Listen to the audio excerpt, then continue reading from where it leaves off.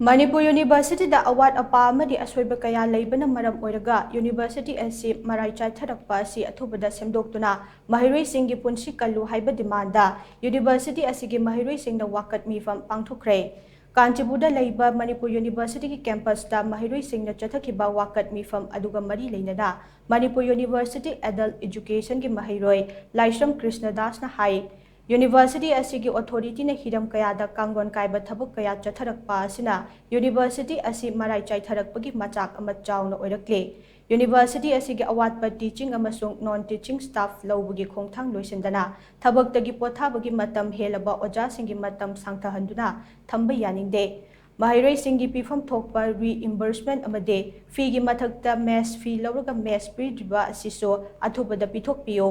Manipuri Department of Thokliba issue sing maruoina PhD scholar sing amade department asigi faculty khanbagi process singi warishin purao non NET PhD scholar singi phangpham thokpa fellowship matam chana pithokpiyo nakalamaromda University asigi security oiriba home guard sing khanbagi matangda thokiba achauba scam amaga mari leinana CBI na thijinkiba adu athuba matamda achumba wayal puthokpiyo hainaso mahakna mari leinaba singi pukning chingsinki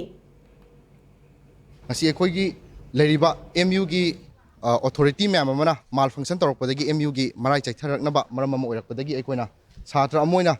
akhoi gi tungi future gi damakta natragana hauji chaithariba malfunction ma'am ase chumthokhaningba amadi akhoi gi soidana leriba ma'am si chumthoningba khara lebidi khoi sit in protest